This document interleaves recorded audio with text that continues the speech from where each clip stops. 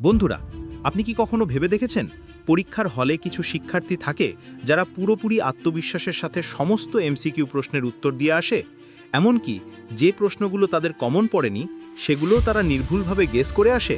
আর অন্যদিকে আমরা চোখ বন্ধ করে হয়তো সি অপশনটি দাগিয়ে আসি আর ভাবি হয়ে গেলে তো ভালোই, কিন্তু এই চোখ বন্ধ করে আন্দাজে উত্তর দেওয়ার দিন শেষ। আজ আমি আপনাদের সেই 5টি বৈজ্ঞানিক কৌশল শেখাবো যা প্রত্যেক টপার গোপনে ব্যবহার করে। এই কৌশলগুলো আপনাকে শুধু অনুমান করতে শেখাবে না, বরং ডেটা এবং লজিকের ভিত্তিতে একটি স্মার্ট গেস করতে সাহায্য করবে। পরীক্ষায় 100% কমন পেতে এই 5টি বৈজ্ঞানিক কৌশল আজই শিখে নিন এবং আপনার স্কোরকে অপ্রত্যাশিতভাবে বাড়িয়ে দিতে চান, তবে আমার সাথে শেষ পর্যন্ত যুক্ত থাকুন। প্রথমেই আমাদের বোঝা দরকার পরীক্ষার হলে এমসিকিউ প্রশ্ন কয় ধরনের হয়। সাধারণত 3 ধরনের প্রশ্ন আমাদের সামনে আসে। 1. জানা প্রশ্ন। এই প্রশ্নগুলোর উত্তর আমরা শতভাগ নিশ্চিতভাবে জানি, এগুলো নিয়ে কোনো চিন্তা নেই। কঠিন প্রশ্ন। এই প্রশ্নগুলো আমরা একেবারেই জানি না বা কমন পড়েনি। বিভ্রান্তিকর প্রশ্ন। এটাই সবচেয়ে বিপজ্জনক। প্রশ্নটা জানা, কিন্তু উত্তরের অপশনগুলো দেখে আমরা দ্বিধায় পড়ে যাই, মনে হয় এ বা বি, দুটোই হতে পারে। প্রথম ধরনের প্রশ্নের উত্তর দেওয়া সহজ, কিন্তু দ্বিতীয় ও তৃতীয় ধরনের প্রশ্নের ক্ষেত্রেই এই 5টি বৈজ্ঞানিক কৌশল কাজে লাগাতে হবে। মনে রাখবেন, অন্ধভাবে অনুমান করা নয়, বরং বুদ্ধির সাথে অনুমান করা, এটাই আমাদের লক্ষ্য। 1. বাদ দেওয়ার পদ্ধতি, দ্য এলিমিনেশন মেথড। সঠিক উত্তর খোঁজার চেয়ে ভুল উত্তরগুলোকে বাদ দেওয়া অনেক সহজ। এই কৌশলের 3টি স্তর রয়েছে। ক. উপরের সবগুলি এবং কোনোটিই নয় কৌশল।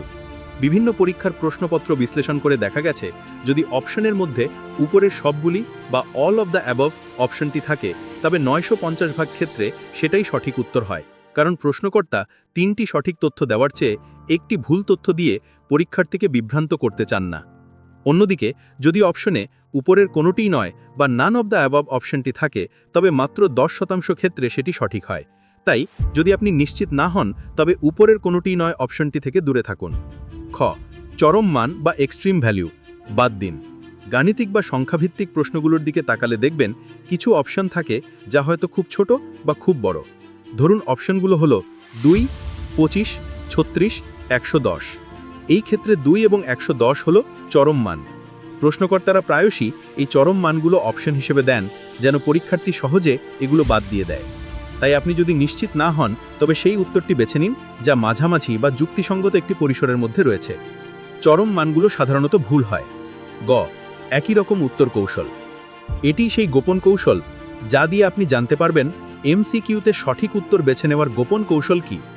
শিক্ষকরা প্রায়শই পরীক্ষার্থীদের বিভ্রান্ত করার জন্য 2টি এমন অপশন রাখেন যা শুনতে বা দেখতে অনেকটা একই রকম, যেমন সাইন থিটা এবং মাইনাস সাইন থিটা, বা ডিএনএ এবং আরএনএ, অথবা 25 এবং -25। যখন এমন 2টি অপশন দেখবেন যা কাছাকাছি বা সামান্য ভিন্ন, তখন 900 ভাগের বেশি সম্ভাবনা থাকে যে সঠিক উত্তর এই 2টির মধ্যেই লুকিয়ে আছে। অন্য অপশনগুলো সরাসরি বাদ দিন, কারণ প্রশ্নকর্তা চান যে আপনি এই 2টি কাছাকাছি উত্তরের মধ্যে পার্থক্যটি খুঁজে বের করুন। আপনার সমস্ত মনোযোগ তখন এই 2টি অপশনের মধ্যে লাগান। 2. ব্রেইন সিগন্যাল কৌশল। পরীক্ষার হলে একটি প্রশ্ন দেখলেন, মনে হলো উত্তরটা জানেন, কিন্তু কিছুতেই মনে পড়ছে না। আপনার ব্রেন আপনাকে সিগন্যাল দিচ্ছে, কিন্তু তা আপনি ক্যাচ করতে পারছেন না। যেমন ধরুন, আপনি আপনার বাইকের চাবি কোথায় রেখেছেন মনে করতে পারছেন না। তখন আপনি কি করেন? আপনি মনে করার চেষ্টা করেন শেষ কখন বাইক চালিয়েছেন, কোথায় এসেছেন, চাবিটা কোথায় রাখার সম্ভাবনা আছে। কৌশল এমসিকিউ এর ক্ষেত্রেও ঠিক তাই করুন। উত্তর মনে না এলে সরাসরি অপশনের দিকে তাকাবেন না, বরং নিজেকে এই প্রশ্নগুলো করুন। 1. এই প্রশ্নটা কোন অধ্যায় থেকে এসেছে? 2. এই অধ্যায়ের কোন টপিক বা বিষয়বস্তুর সাথে এটি সম্পর্কিত? 3. আপনি যখন এই টপিকটি পড়েছিলেন তখন সেটা বইয়ের কোন পাতায় বা কোন প্রসঙ্গে ছিল? যখন আপনি আপনার ব্রেনের নিউরনগুলোকে এভাবে পেছনে গিয়ে সংযোগ করতে বাধ্য করবেন, তখন চাবির মতো উত্তরটিও আপনার স্মৃতির ভাণ্ডার থেকে বেরিয়ে আসবে। যদি সঙ্গে সঙ্গে মনে না আসে, তবে এই প্রশ্নটি ছেড়ে দিন এবং অন্য প্রশ্নে চলে যান, কারণ অনেক সময় আমাদের নিউরনগুলো পরে সংযোগ স্থাপন করে। দেখবেন অন্য কোনো প্রশ্ন সমাধান করতে করতে হঠাৎ মনে পড়ে গেল, আরে সেই প্রশ্নটার উত্তর তো বি ছিল। 3. বি এবং সি অপশন কৌশল, the B and C option strategy. বিভিন্ন প্রশ্নপত্র বিশ্লেষণ করে দেখা গেছে প্রায় 70 ভাগ এমসিকিউ এর উত্তর বি অথবা সি অপশনের মধ্যে থাকে। এটি কোনো বৈজ্ঞানিক নিয়ম নয়, কিন্তু এটি গবেষণা ভিত্তিক একটি সত্য। এর কারণ কি? একটি শিক্ষকের মনস্তত্ত্ব বোঝার চেষ্টা করুন। একজন শিক্ষক কখনো চান না যে প্রথম অপশনটি দেখেই পরীক্ষার্থী সঠিক উত্তরটি জেনে যাক।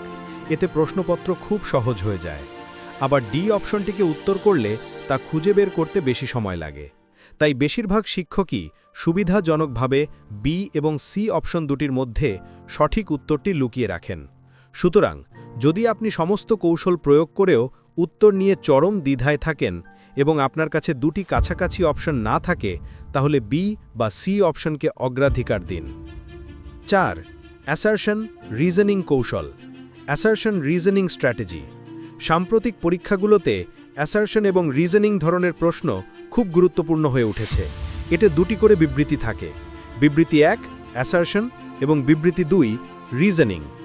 কৌশল: 80% ক্ষেত্রে অ্যাসারশন রিজনিং প্রশ্নের উত্তর হয় এ, দুটি বিবৃতি সঠিক এবং দ্বিতীয়টি প্রথমটির সঠিক ব্যাখ্যা, অথবা বি, দুটি বিবৃতি সঠিক কিন্তু দ্বিতীয়টি প্রথমটির সঠিক ব্যাখ্যা নয়।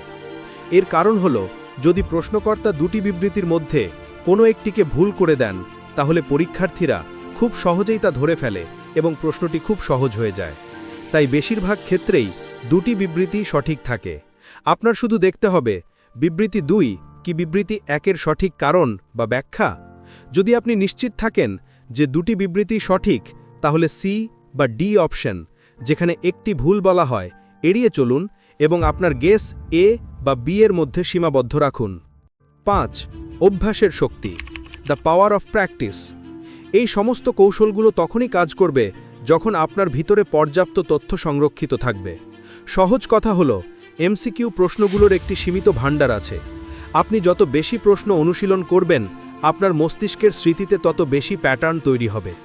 পরীক্ষার হলে যখন আপনি একটি প্রশ্ন দেখবেন, তখন আপনার মস্তিষ্ক সাথে সাথে বলে দেবে, এটা তো আমার দেখা, এটা তো ওই বইয়ের প্রশ্ন। এই পরিচিতিই আপনাকে আত্মবিশ্বাস দেবে। তাই শুধু থিওরি পড়ে নয়, বরং সম্ভব হলে প্রতিদিন যত বেশি এমসিকিউ অনুশীলন করা যায়, ততই ভালো। অভ্যাসই এই বৈজ্ঞানিক কৌশলগুলোকে আপনার দ্বিতীয় স্বভাবে পরিণত করবে। বন্ধুরা, এই ছিল সেই 5টি বৈজ্ঞানিক কৌশল যা আপনার পরীক্ষার প্রস্তুতিকে একটা নতুন মাত্রা দেবে। মনে রাখবেন, অন্ধের মতো গেস করা আর বুদ্ধিমানের মতো গেস করার মধ্যে অনেক পার্থক্য। আজ থেকে আপনি একজন স্মার্ট গেসার হিসেবে নিজেকে তৈরি করুন। যদি আজকের এই আলোচনাটি আপনার জীবনে সামান্যতম অনুপ্রেরণা যোগ করে থাকে, তাহলে আমার অনুরোধ, ভিডিওটিতে একটি লাইক দিন। আমাদের ফেসবুক পেজটি ফলো করুন, যাতে আমাদের প্রতিটি গুরুত্বপূর্ণ আলোচনা আপনার কাছে পৌঁছাতে পারে। আর অবশ্যই আমাদের channel path to light subscribe করে আমাদের পরিবারের সদস্য হয়ে যান। মনে রাখবেন, প্যাথ টু লাইট সব সময় আপনার জীবনের অন্ধকারে আলোর পথ দেখাতে প্রস্তুত। দেখা হচ্ছে পরের ভিডিওতে নতুন কোনো জীবন বদলানোর টপিক নিয়ে।